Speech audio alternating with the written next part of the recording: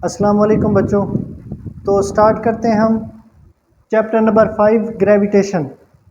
इस चैप्टर के अंदर हम इंशाल्लाह न्यूटन लॉ ऑफ ग्रेविटेशन के बारे में सीखेंगे, न्यूटन के ग्रेविटेशन का कानून, और उसके बाद ग्रेविटेशनल फील्ड के बारे में बताएंगे। और ग्रेविटेशनल फील्ड के अलावा ग्रेविटेशनल फील्ड स्ट्रेंथ क्या होती है और फील्ड फोर्स क्या होती है। उसके बाद हम इंशाल्लाह पढ़ेंगे ज़मीन का मास कैसे निकालते हैं, मास ऑफ अर्थ निकालना। और उसके बाद हम variation of G with altitude, और फिर एंड में आर्टिफिशियल सैटेलाइट्स और उनकी मोशन के फार्मूलेज निकालेंगे। अब इसमें पहला लेक्चर जो है हमारा वो है न्यूटन के ग्रेविटेशन का कानून। अब न्यूटन ने किस तरह ग्रेविटेशन का कानून पेश किया था या उसने किस तरह डिस्कवर किया था, ये काफ़ी स्टोरीज जो है हमें बुक्स में मिलती हैं कि न्यूटन एक दरख्त के नीचे बैठा हुआ था, ऊपर से एप्पल गिरता है, वो न्यूटन फिर ये सोचता है कि ये एप्पल ऊपर से क्यों है, या तो ये सारी कहानी हमें बुक में मिलती हैं। लेकिन ये जो एक्सपेरिमेंट है और ये जो डिस्कवरी है ये कहीं ऊपर है, तकरीबन 200-300 साल से मुख्तलिफ साइंसदान इस पर सर्च कर रहे हैं, इस पर काम कर रहे हैं। तो फाइनली न्यूटन ने इसको डिस्कवर किया। तो ये सारी बकवासें जो लिखी हुई हैं इन पर आपने गौर नहीं करना। लोगों ने अपनी ज़िंदगियां खपा दी हैं इस लॉ को सर्च करने के लिए और इसको अप्लाई करने के लिए। तो न्यूटन ने जिस तरह से इसको बयान किया था, आप कभी सर्च करें, गूगल पे सर्च करें history of Newton law of gravitation या हिस्ट्री ऑफ ग्रेविटेशन, तो आपको सारा काम जिन्होंने जिसने जितना जितना काम किया है अपनी ज़िंदगी में सारा मिल जाएगा। तो न्यूटन ने किस तरह से इस लॉ को एक्सप्लेन किया है हम ये सीखेंगे। अब इसको पढ़ने के लिए हम कंसीडर करते हैं कि हमारे पास दो बॉडीज़ हैं। एक बॉडी है जिसका मास m1 है, एक बॉडी और है जिसका मास m2 है। और इन दोनों के दरमियान सेंटर को मिलाकर हम एक लाइन खींचते हैं जो इनके दरमियान डिस्टेंस है, और ये डिस्टेंस हमारे पास d है। तो according to Newton law of gravitation कि जब दो जिस्म आपस में एक दूसरे के क्लोज होते हैं तो उन पर एक फोर्स लगती है। Everybody of the universe attract every another body with a force. कायनात का हर जिस्म किसी दूसरे जिस्म को एक फोर्स से अपनी जानिब खींचता है। उस फोर्स को फोर्स ऑफ ग्रेविटेशन कहते हैं। तो फोर्स ऑफ ग्रेविटेशन क्या है?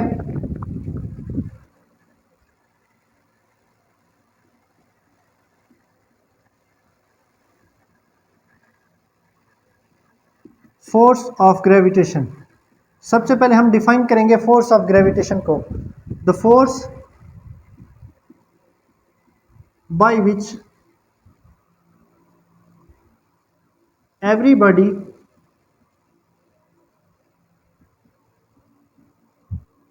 of universe attract every another body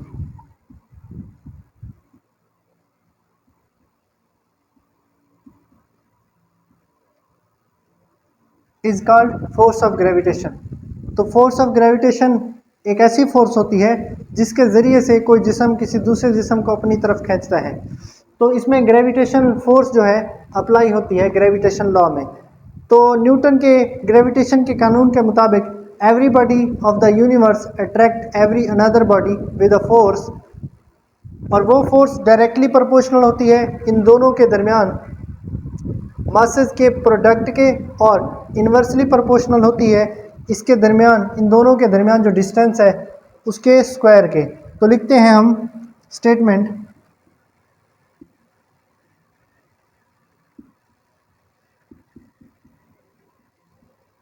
every body of universe attract every another body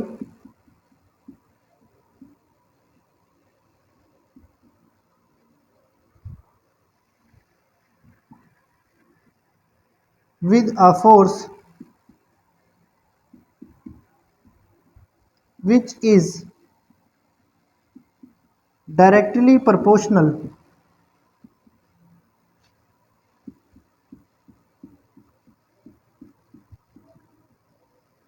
to the product of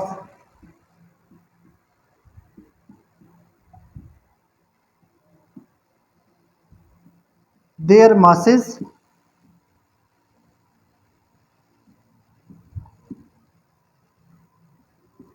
and inversely proportional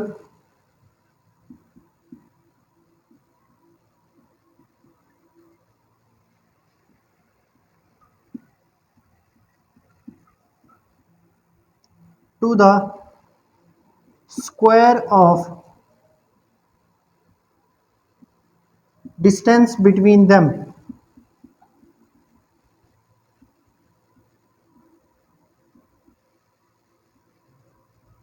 अब ये हमारे पास स्टेटमेंट है न्यूटन के ग्रेविटेशन के कानून की, कि कायनात में हर जिस्म एक दूसरे जिस्म को एक फोर्स के ज़रिए से अपनी जानिब खींचता है, और वो फोर्स डायरेक्टली प्रोपोर्शनल है उन दोनों मासेस के हासिल ज़रब के, और इन्वर्सली प्रोपोर्शनल है उन दोनों के दरमियान जो फासला है उसके स्क्वायर के। अब इसको हम मैथमेटिकली भी लिखेंगे,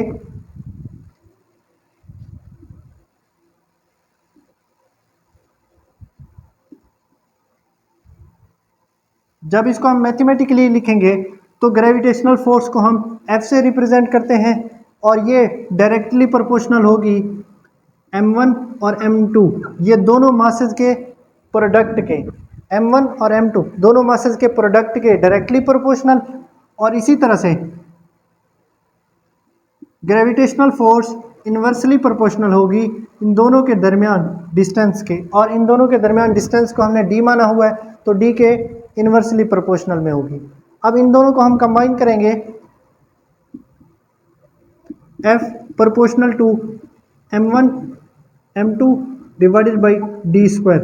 अब ये प्रोपोर्शनैलिटी है, जब भी हम प्रोपोर्शनैलिटी को रिमूव करते हैं तो हमारे पास एक कांस्टेंट यूज़ होता है, तो यहाँ पर भी एक कांस्टेंट यूज़ होगा जो स्पेसिफिक है, जो कि G है, और G कांस्टेंट ऑफ प्रोपोर्शनैलिटी है। इसको हम यूनिवर्सल कांस्टेंट भी कहते हैं।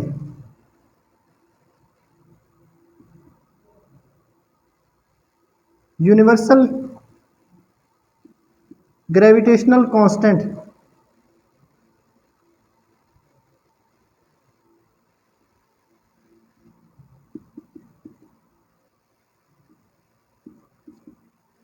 Universal gravitational constant. अब इसकी वैल्यू जो है वो भी फिक्स होती है, उसको भी आपने याद रखना है। अब जी की वैल्यू जो है वो मैं यहाँ पर लिख रहा हूँ, जी की वैल्यू होती है 6.673 इंटू 10⁻⁻11।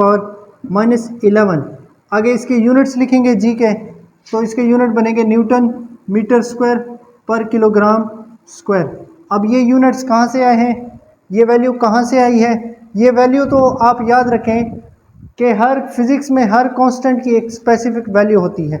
अब ग्रेविटेशन के कानून में जो साइंटिस्ट ने न्यूटन ने काम किया, उसमें ये जो जी है इसकी ग्रेविटेशनल यूनिवर्सल कांस्टेंट की एक फिक्स वैल्यू है, और वो इतना ही होगी, ना कम होगी ना ज़्यादा होगी, ये कभी चेंज नहीं होगी। अब इसके साथ ये यूनिट्स हैं, अब ये यूनिट्स जो हैं जी के यूनिट्स हैं, और जी के यूनिट्स कैसे निकालते हैं, जब हम इन तमाम चीज़ों के यूनिट्स लिखते हैं तो जी के यूनिट्स बनते हैं। मिसाल के तौर पर अगर हम यहाँ से जी के यूनिट्स लिखना चाहें तो जी को सब्जेक्ट करें तो बाकी सारी चीज़ें ये डी स्क्वायर एफ़ के साथ मल्टीप्लाई हो जाएगा, इधर डिवाइड हो रहा है तो एफ़ साथ में आ जाएगा डी स्क्वायर ओवर ये m1 और m2 मल्टीप्लाई हो रहे हैं, यहाँ पर आकर ये m1 और m2 डिवाइड हो जाएंगे। तो अब इन तीनों के यूनिट्स जब हम लिखेंगे तो फोर्स का यूनिट आ गया न्यूटन, और डिस्टेंस का आ गया मीटर स्क्वायर, ऊपर स्क्वायर है इसीलिए मीटर स्क्वायर आ गया, और ये किलोग्राम मास का यूनिट होता है, 2 किलोग्राम आ जाएंगे तो ये आ जाएगा किलोग्राम स्क्वायर। तो ये जी के यूनिट्स बन जाएंगे। अब उसके बाद जब आप इसको ऑब्जर्व करते हैं जी की कीमत को, तो आप देख सकते हैं 6.673 मल्टीप्लाई 10⁻⁻11, ये बहुत ही छोटी वैल्यू है।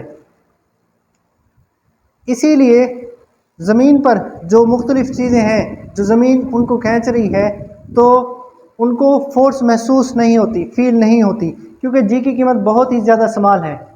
और अगर दो अजसाम बहुत ज़्यादा हैवी हों, बहुत ज़्यादा बड़े अजसाम हों, तब जो है वो फोर्स ग्रेविटेशनल फोर्स जो है वो महसूस हो सकती है, क्योंकि ये हम जो लॉ पढ़ रहे हैं ये बहुत बड़े लॉ, बड़े ऑब्जेक्ट्स के लिए है, बहुत बड़े ऑब्जेक्ट्स, जैसे ज़मीन खुद बहुत बड़ी ज़मीन है, इसके अलावा सन है, इसके अलावा मून है। अगर दो बहुत बड़े मासेस हों तो उनके लिए जो फोर्स होगी वो बहुत ज़्यादा होगी, वरना छोटे अजसाम के लिए, पॉइंट मासेस के लिए ये फोर्स इतना ज़्यादा फील नहीं होती, क्योंकि जी की कीमत बहुत ज़्यादा स्मॉल है।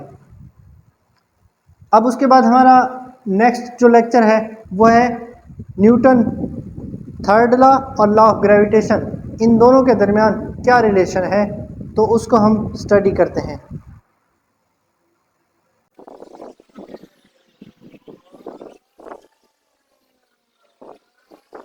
Newton third law and law of gravitation.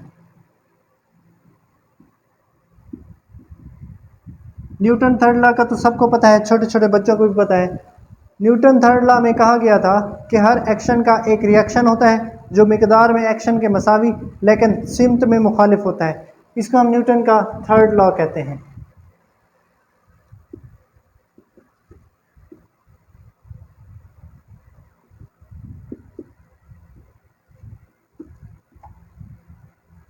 अब इसका न्यूटन के ग्रेविटेशन के कानून के मुताबिक क्या चक्कर है, इन दोनों का क्या रिलेशन है, इसको हम स्टडी करते हैं। अब देखें आप, न्यूटन के ग्रेविटेशन के कानून के मुताबिक क्योंकि दो मासेस होते हैं, एक मास m1 और एक मास m2 है। m1 जो है और m2 ये कुछ फासले पर एक दूसरे पर फोर्स लगाते हैं। m1 m2 पर फोर्स लगाता है। अगर हम इस फोर्स को यूं कहें कि ये m1 जो है m2 पर जो फोर्स लगाता है इसको फोर्स 2-1, मतलब 2 पर फोर्स लग रही है 1 की वजह से, इसीलिए हमने इसको 2-1 कहा है। और ये जो m2 है ये फोर्स F12 लगा रहा है m1 पर, क्योंकि ये m2 है मास और फोर्स किस पर लगा रहा है m1 पर, इसीलिए हमने 1 पर फोर्स लग रही है 2 की वजह से। जो फोर्स के साथ में चिपकता है उसी पर फोर्स लग रही होती है, इसीलिए हमने इसको लिखा हुआ है 2-1 और 1-2। लेकिन आप एक बात गौर करें कि मास m1 जो m2 पर फोर्स लगा रहा होगा, अगर हम उसको एक्शन का नाम दे दें, force exerted by m1 on m2 is said to be action।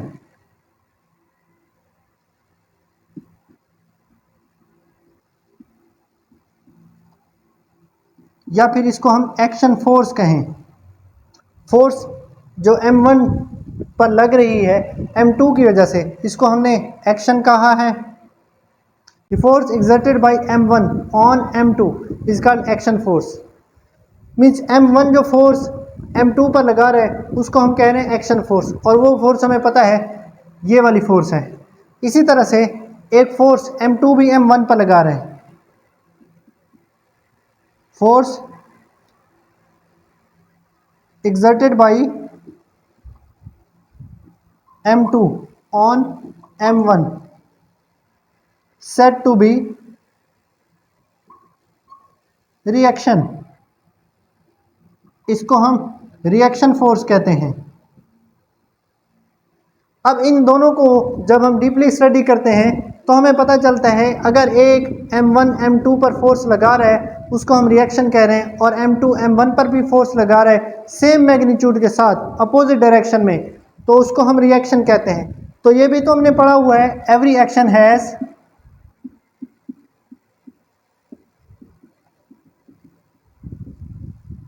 Equal and opposite reaction.